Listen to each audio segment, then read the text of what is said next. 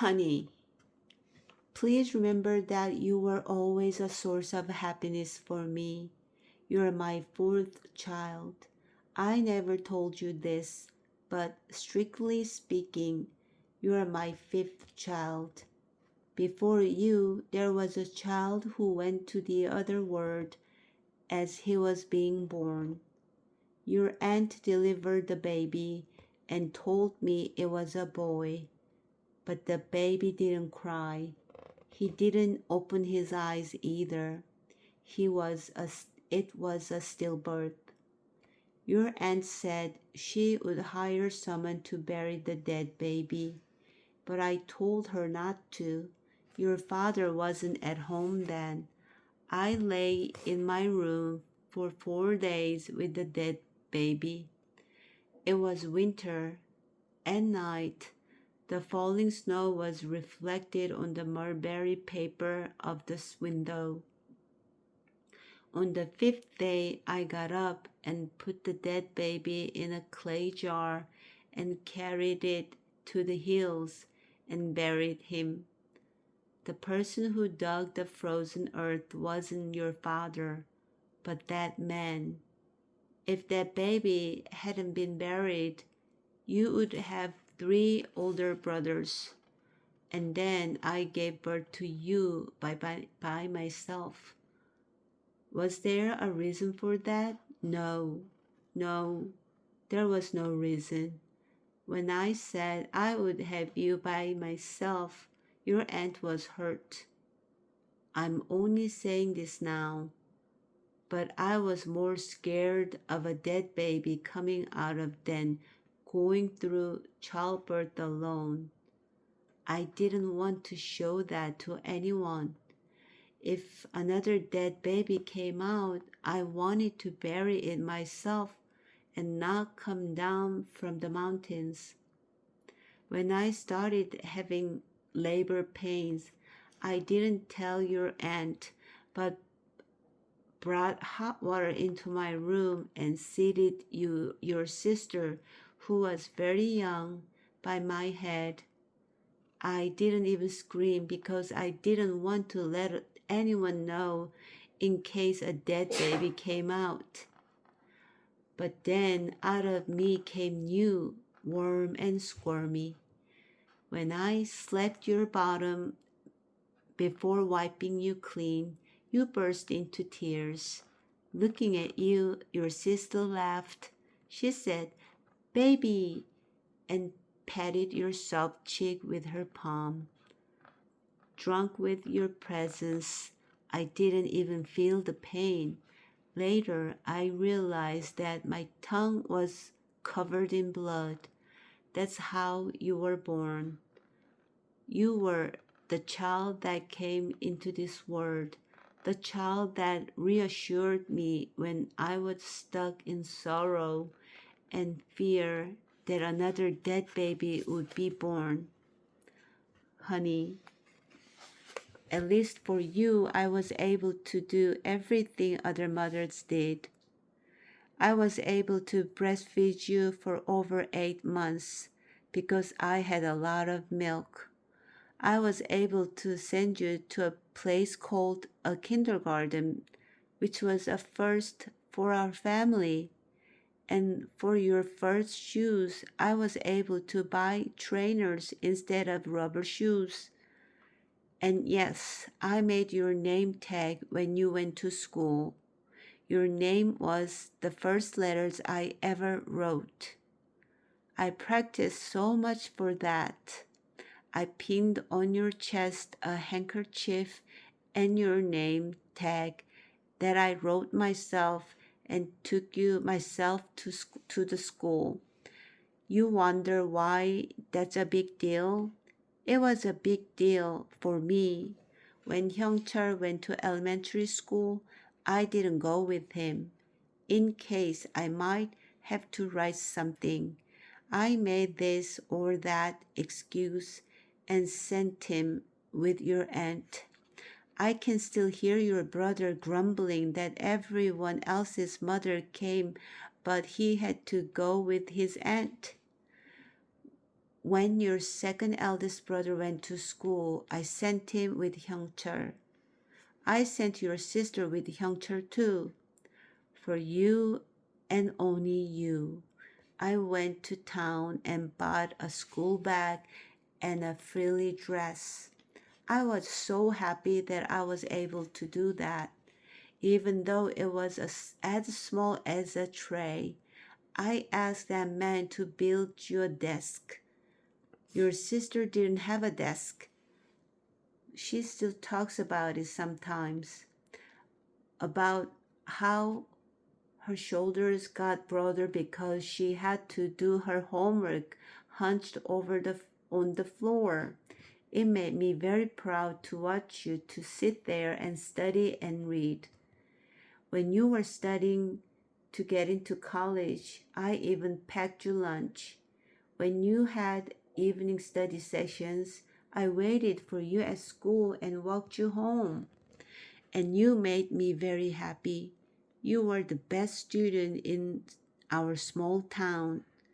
When you were accepted into a top university in Seoul and into the pharmacy school at that, your high school hung up on a congratulatory placard in your honor.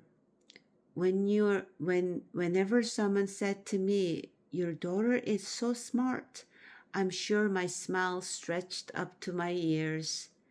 You wouldn't know how proud I was to be your mother when I thought about you. I wasn't able to do anything for the others, and even though they are also my children, I never felt that way about them. I felt regretful and guilty, even though they were my children. You were the child who freed me from that feeling. Even when you went to college and ran around demonstrating, I didn't interfere the way I did with your brothers. I didn't come to see you when you were on hunger strike at the campus at the famous church they say is in Myeongdong. When your face was covered in pimples, maybe because of the tear gas, I just left you alone. I thought, I don't know exactly what she's doing, but I'm sure she's doing it because she can do it. When you and your children came down to the country and set up evening classes for the community, I cooked for you.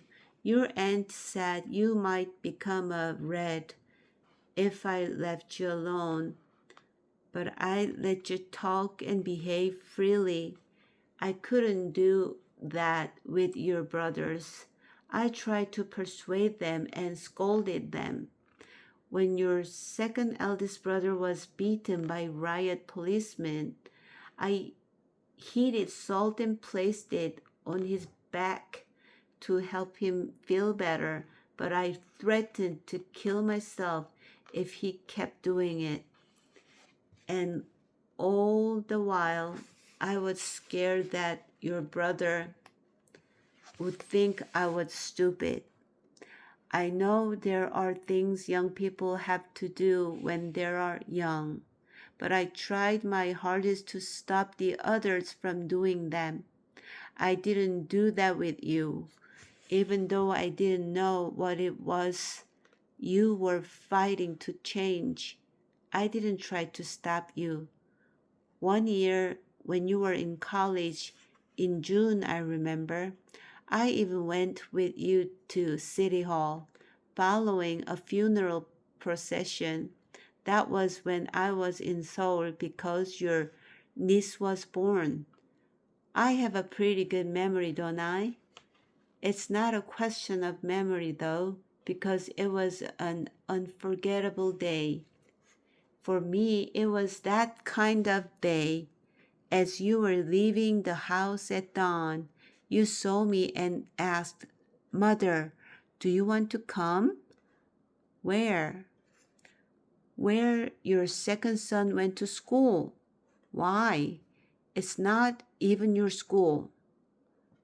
There's a funeral, Mother. Well, why would I go there? You stared at me and were about to close the door behind you, but you came back in. I was folding your newborn niece's nappies, and you yanked them out of my hands. Come with me. It's almost time for breakfast. I have to make seaweed soup for your sister-in-law. Will she die if she doesn't eat seaweed soup for one day? You asked harshly, uncharacteristically, and forced me to change my clothes. I just want to go with you, Mother. Come on. I like those words. I still remember the tone of your voice as you, a college student, told me, who had never gone near a school, to come to school with you because I just want to go with you, Mother. That was the first time I saw so many people gathered like that. That was the name of that young man who died after being hit by tear gas rounds, who was only 20 years old. I asked you many times and you told me many times, but it's hard to remember who was that young man who caused so many people to gather.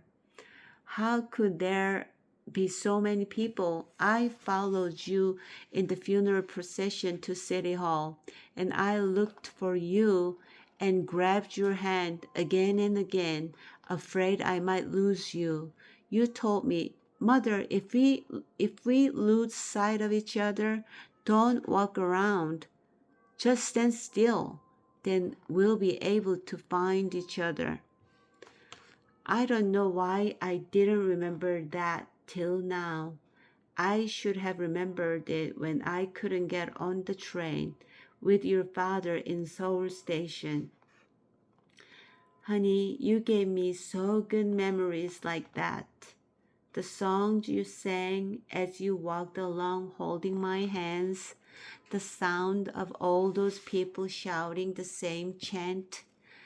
I couldn't understand it or follow it, but it was the first time I went to a plaza, so I was proud of you for taking me there. You didn't seem like just my daughter. You looked very different from how you were at home. You were like a fierce falcon. I felt for the first time how resolute your lips were, how firm your voice was. My love, my daughter, every time I went to Seoul after that, you took me out, apart from the rest of the family, to the theater or to the royal tombs. You took me to the bookshop that sold music and put headphones over my ears.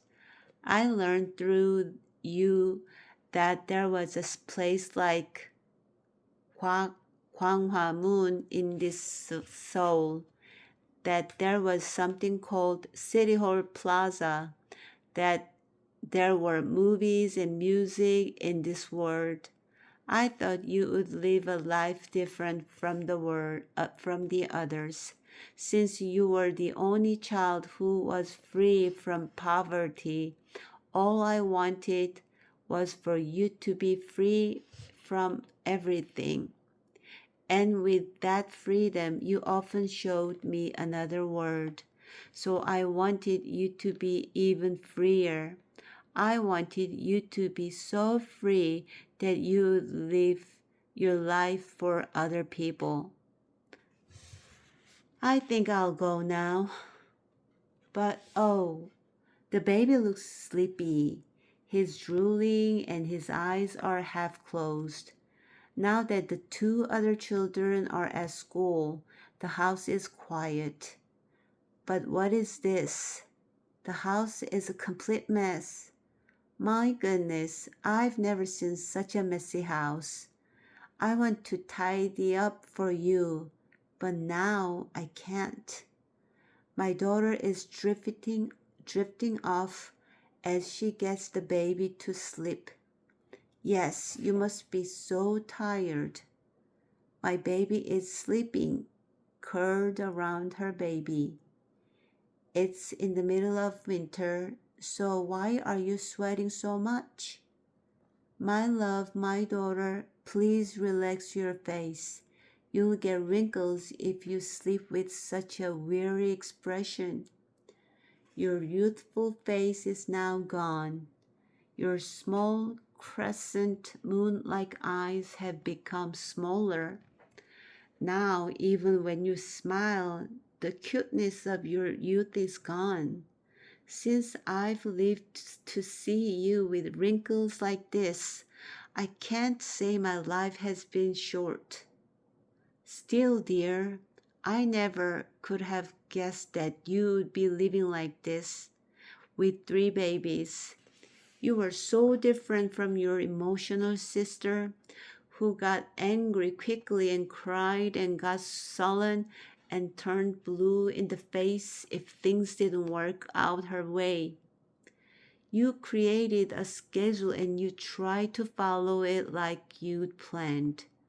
When you said to me, I didn't know, Mother, that I would have 3 kids, but when I became pregnant, I had to have the baby. You were so foreign to me. I thought your sister might be the one who to have a lot of children. You never get angry. Of all my children, you are the only one who knows how to say things calmly, point by point, even to someone who is extremely angry. So that's why I thought you would weigh whether to have a child and have only one. You never beg for anything, unlike your sister, who threw tantrums asking for a desk like the one your brothers had. I would ask you what you were doing as you bent over the floor, and you would say, I'm doing my math homework. Your sister never even looked at a math book, but you were very good at it. You were the child with amazing concentration when it came to solving problems. When you came up with an answer, you would grin. But you won't be able to find the answer to why this happened to me. That's why you must be in pain, because of your 3 children. You can't go looking for me like you want to. You can only call your sister every evening and say, Sister, was there any news about Mother today? My love, my daughter, because of your children, you couldn't look for me as much as you wanted to, and couldn't weep as much as you pleased. I couldn't do for you as much as I wanted to recently, but I thought about you. I thought about you a lot when my mind was clear, about you, about how you have to raise your children, including the baby who is just learning to walk, about your life. I felt regretful that the only thing I could do for you was to make kimchi and send some to you. My heart broke that time when you came to visit with the baby and said, with a smile, as you took your shoes off, Oh, Mother, look, I've put on mismatched socks. How busy you must be if you, who have always been so neat, can't find the time to find a pair of matching socks. Sometimes when my mind was clear, I thought of the things I had to do for you and your children, and it gave me the will to keep living. But then things turned out like this. I want to take off these blue plastic sandals. The heels are all worn down, and my dusty summer clothes. Now I want to get away from this unkempt way I look. I can't even recognize myself. My head feels like it's about to crack open. Now, dear, raise your head a bit. I want to hold you. I'm going to go now. Lie down. Put your head on my lap for a little while. Rest a bit. Don't be sad for me. I was happy so many days of my life because I had you.